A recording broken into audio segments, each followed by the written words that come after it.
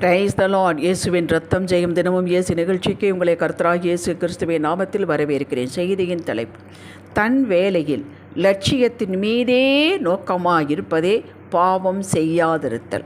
ஆதார வசனம் 1 யோவான் 3:9. தேவனால் பிறந்த எவனும் பாவம் செய்யான், ஏனெனில் அவருடைய வித்து அவனுக்குள் தரித்திருக்கிறது. அவன் தேவனால் பிறந்தபடியினால் பாவம் செய்ய மாட்டான். ஜெயம் கொள்ளுகிறவர்களே, கிறிஸ்துவின் கிருபையினாலும் அவரை அறிகிற அறிவிலும் வளருங்கள் என்று வேதம் நமக்கு சொல்லுகிறது. நாம் ரட்சிப்பு பெற்ற அன்று என்ன செய்தோம்? நம்முடைய பாவங்களை அறிக்கை செய்தோம். நான் பாவி என்றும் இதனால் மனம் கசந்து விட்டேன் என்றும் மனப்பூர்வமாக விடுதலை ஆக வேண்டும் விரும்புகிறேன். இது கர்த்தாவே உம்மால் மட்டுமே கூடும். பாவங்களை மன்னியும், உமது பரிசுத்த இரத்தத்தினாலே ஒரு விசை கழுவும் என்று அறிக்கையிட்டு செபித்தோம். ரோமர் 10:9-10 படி அந்த வினாடியை ரட்சிக்கப்பட்டு விட்டோம். பரம்பரையாக நம்மேல் இருந்த விழுந்த சாபம், பாவ சாயலாகவே பிறந்த நாம், குடும்ப சாபம், நாம் செய்த பாவம் சகலமும் அந்த வினாடியே மன்னிக்கப்பட்டாயிற்று. அவைகளுக்கு இனி நம்மேல் அதிகாரம் இல்லை. இதனால் வரும் தண்டனை, ஆக்கினை இனி நமக்கு இல்லை. பாவத்தின் சம்பளம் மரணம், அதுவும் நீங்கிற்று. எப்படி? எபிரேயர் 2:9 படி நாம் அடைய வேண்டிய மரண ஆக்கினையை இயேசு அடைத்தார். இது நாம் அடைய வேண்டிய சரீர ஆக்கினையை அவர் ஏற்றுக்கொண்டார். அந்த சரீரம் நெருக்கப்பட்டது, பிழியப்பட்டது, அடிக்கப்பட்டது, நொறுக்கப்பட்டது. முழுமையும் நமக்காக கடைசி சொட்டு இரத்தத்தையும் கொடுத்தார், ஜீவனையும் கொடுத்தார். அவர் மரணத்தை ருசி பார்த்து விட்டார். அப்படி என்ன நமக்கு இறப்பே இல்லையா? உண்டு. நமக்கு எவ்வளவு காலம் இருக்குதோ அது முடிந்தவுடனே இந்த பூமியிலே நாம் மரிப்போம். நம்முடைய ஆத்மா ஆண்டவருக்கு சென்றுவிடும், சரீரம் மண்ணுக்கு சென்றுவிடும். உயிர்ப்பிக்கும் நாளும் ஒன்று உண்டு. அன்று நாம் உயிர்ப்பிக்கப்பட்டு தேவனோடு யுக யுகமாக இருப்போம். நமக்கு இரண்டாம் மரணம் இல்லை. இதைத்தான் சொல்லுகிறது. இனி கொடுப்பதற்கு இயேசுவிடம் ஒன்றும் இல்லை என்று எண்ணும் அளவிற்கு சகலத்தை நமக்காக கொடுத்து நம்முடைய ஒவ்வொருவருடைய கணக்கில் வரவு வைத்தார். இது நான் இவள் செய்து முடித்து விட்டால், நியாயப்பிரமாணம் முழுவதும் செய்து முடித்து விட்டார்கள் என்று வரவு வைத்தார். யாருக்கு? இயேசுவை இரட்சராக ஏற்றுக்கொண்டு அவர் அடைந்ததெல்லாம் எனக்காக என்று விசுவாசித்து அறிக்கையிட்டு ஏற்றுக்கொள்ளும் பொழுது அப்படியே அப்பவே நடந்து முடிந்தது. இதை நாம் விசுவாசிக்க வேண்டும், மறக்கக்கூடாது. நம்முடைய பேர் என்னன்னு கேட்டால் டக்குன்னு சொல்கிறோம் இல்லைங்களா? அந்த மாதிரி இருக்க வேண்டும். எபேசர் 2:8 படி நாம் மறுபிறப்பு அடைந்தோம். மாமிசம், சரீரம் அப்படியே தான் இருக்கிறது. நம் ஆவி மரித்து போயிருந்தது. முன்பு ரட்சிக்கப்படுவதற்கு முன் நம் ஆவி மரித்து போயிருந்தது. இப்போது உயிர்ப்பிக்கப்பட்டது. இந்த உயிர்ப்பிக்கப்பட்ட ஆவி இப்போது நாம் வேண்டி விரும்பி கேட்டு பெற்றுக்கொண்ட நமக்குள் வாசமாயிருக்கும் தேவ ஆவியானுடன் இணைந்து கொண்டது. இப்போது தேவ ஆவியானவர் நமக்கு சாட்சி கொடுக்கிறார். இனி நீ அடிமை இல்லை. எதனால் வெல்லப்படுகிறோமோ அதற்கு நாம் அடிமை. பாவி அல்ல, பரிசுத்தவான், நீதிமான். பாவம் செய்ய வேண்டிய அவசியம் இல்லை. பாவம், நீதி, நல்லது, கெட்டது எல்லாம் நான் கற்றுக் கொடுத்து வருகிறேன். நீ ஆவியானவர்களுடைய உணர்த்துதலுக்கு கீழ்ப்படுத்தி நடக்கும்போது நீ நீதிமான் என்பதை பரலோகம் கணக்கில் வைக்கிறது. உன்னை சுற்றி இருக்கும் உலகமும் இவள் பேச்சு நடத்தையெல்லாம் நீதிமான்களுக்கு உரியது என்று சாட்சி கொடுக்கிறார்கள். நீதியே செய்யாத நாம் நீதிமான்கள் ஆனோம், பரிசுத்தவான்கள் ஆனோம். ஆக்கப்பட்ட பின்பு அந்த நீதிமான்களுக்கு என்ன புரோட்டோகால், அந்த நீதிமான்கள் நாம் எப்படியாக இருக்க வேண்டும் என்பதைத்தான் செய்ய சொல்கிறார். வேறொன்றுமில்லை. நாம் செய்ததினால் நீதிமான்கள் ஆகவில்லை, விசுவாசத்தினால் நீதிமான்கள் ஆனோம். ஆன பின் நாம் செய்ய வேண்டும். என்ன செய்ய வேண்டும்? நீதிமான்கள் என்றால் எப்படி இருக்க வேண்டும்? அப்படி இருக்க வேண்டும். இது இயேசுவை விசுவாசத்தை ஏற்றுக்கொண்டதினால் வருகிறது. இப்படி மறுபிறப்பு அடைந்து இயேசுவுக்குள் இருக்கும் நாம் வெற்றியாளர்கள், முற்றிலும் ஜெயம் எடுப்பவர்கள். எப்படி? இயேசு கிறிஸ்து முற்றிலும் ஜெயம் எடுத்தார், நாமளும் முற்றிலும் ஜெயம் எடுப்போம். நாம் அவருக்குள் இருக்கிறோம். தேவன் இப்பொழுது இயேசு கிறிஸ்துவுக்குள் நம்மை பார்க்கிறார். நாம் தோற்று போக சான்ஸே இல்லைங்க. அப்போ தோல்வி வருகிறது, வியாதி வருகிறது, நஷ்டம் வருகிறது, பலவீனம் வருகிறது என்றால் அதற்கு நாம் வரவழைத்தோம், ஏற்றுக்கொண்டோம் என்பதுதான் வரும். அது தனி மெசேஜ். தேவனுடைய வித்து நமக்குள் இருக்கிறது. நீ நீதிமான்களுக்குரிய அத்தனை ஆசீர்வாதம் உன்மேல் இருக்கிறது என்று பரலோகம் சொல்லுகிறது, சர்டிஃபை பண்ணுகிறது. நீ சுதந்திரவாளி, நீங்களும் நானும் சுதந்திரவாளிகள். நீ புதிய உடன்படிக்கையின் பிள்ளை, கிறிஸ்துவுக்குள் பங்காளி. வேதத்துள்ள அத்தனை வாக்குத்தத்தங்களும் உனக்குரியவை. இவைகள் வெறும் ப்ராமிஸ் வேர்ட்ஸ் என்று எடுத்துக்கொள்ளக்கூடாது. இவைகள் கவனன்ட் ப்ராமிஸ் வேர்ட்ஸ், அதாவது உடன்படிக்கையின் வாக்குத்தத்தங்கள் சத்தியம் பண்ணி கொடுத்திருக்கிறார் கர்த்தர். அதாவது இயேசு நமக்காக தேவனோடு தம் பரிசுத்த இரத்தத்தினாலே உடன்படிக்கை பண்ணி இருக்கிறார். அந்த இரத்தத்தை காட்டுகிறார். ஒவ்வொரு முழுவதும் நாம் தவறி வருகும் பொழுது அந்த இரத்தத்தை காட்டுகிறார். இந்த ஒரு விசை மன்னியும் என்று பரிந்து பேசி கொண்டிருக்கிறார். அந்த ஊழியம்தான் இப்பொழுது நடந்து கொண்டிருக்கிறது. அதாவது உங்களுக்கு ஒரு வாக்குத்தத்தம் ரேமா வார்த்தைகள் கொடுத்திருப்பார் என்றால் இது நிறைவேறியே தீரும். கவனன்றுபடி நிறைவேற்றியே ஆக வேண்டும். உடன்படிக்கைக்குரியவர், அதை உடன்படிக்கை அவர் மீற மாட்டார், வளைக்க மாட்டார், ஓட்டை போட மாட்டார். இது கர்த்தருடைய பாற்று, அது அவருடைய பகுதி. நம்முடைய பாற்று ஒன்று இருக்கிறது, அதை நாம் தான் செய்ய வேண்டும்.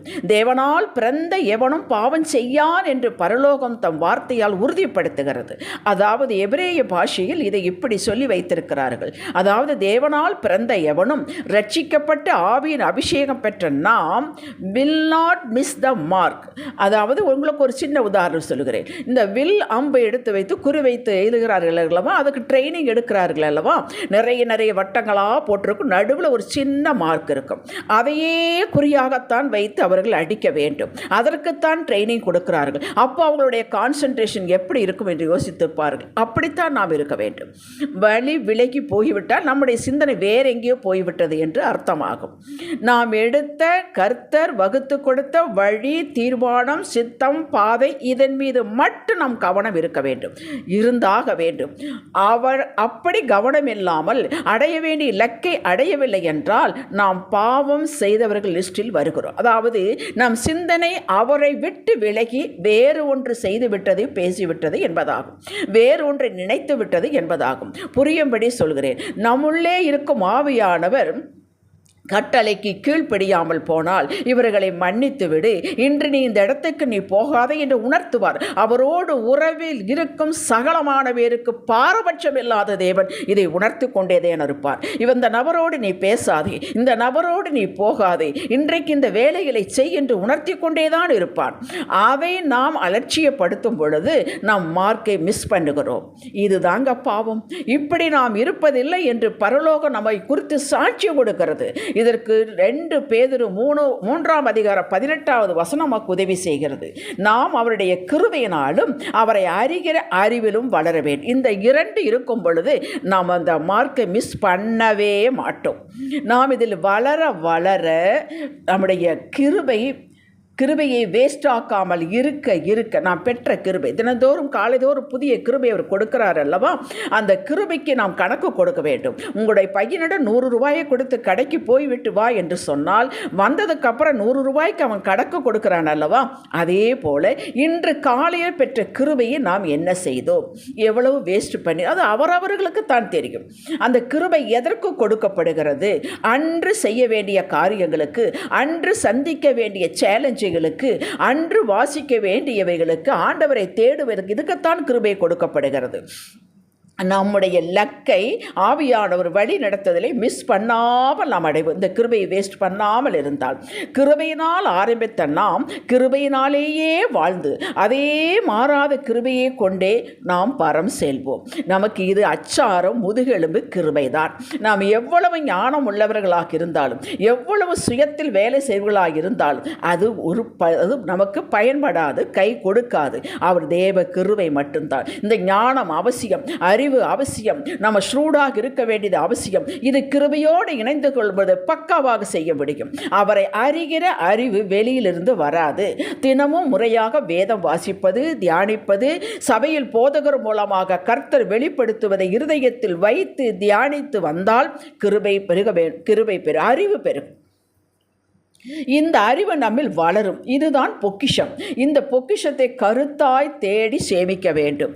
எறும்பு எப்படி சேமிக்கிறது? அதனுடைய தானியங்களை எல்லாம் கோடை காலத்தில் எப்படி சேமித்து சேமித்து மழை காலத்தில் வைத்துக் கொள்கிறதல்லவா, அப்படி நாம் சேமிக்க வேண்டும். கிருபை பெருக வேண்டுமானால் தினமும் நன்றியுள்ள இருதயத்தோடு எல்லாவற்றுக்கும் கர்த்தருக்கு ஸ்தோத்திரம் செய்தலும் அவரை முழு மனதோடு துதித்து ஆராதித்து அவரோடு மகிழ்ந்து இருப்பதிலும் தான் இருக்கிறது.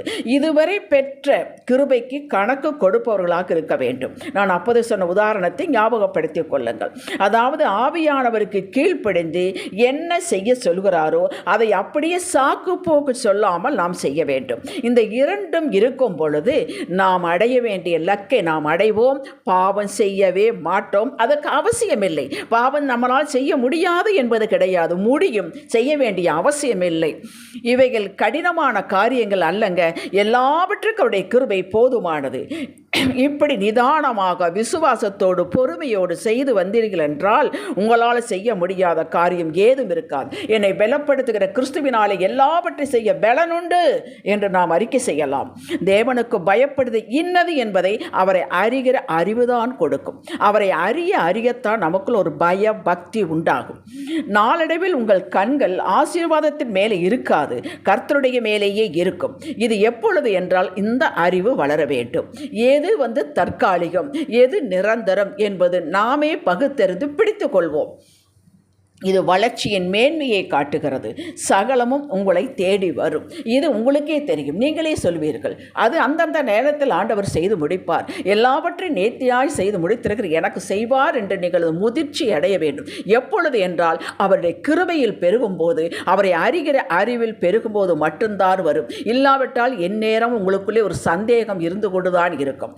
ஜெபிக்கலாம். தகப்பனே, உமது கைக்குள் இருக்கும் ஆடுகள் நாங்கள். உமது சத்தத்தை அறிந்து புரிந்து உங்க பின்னாலேயே வருவோம். நீர் எங்களை செழிப்பான இடத்திற்கும் மேன்மையான ஸ்தலத்திற்கும் கூட்டி செல்வீர். வாழ்நாளெல்லாம் உம்மோடு இணைந்து மகிழ்ந்திருப்போம் என்று இயேசுவின் நாமத்தில் அறிக்கை செய்கிறோம் எங்கள் அருமை பிதாவே. இன்றைய சிந்தனைக்கு லட்சியத்தின் மீதே நான் கண்ணோக்கமாயிருப்பேன். ஆமேன். ஹல்லேலூயா.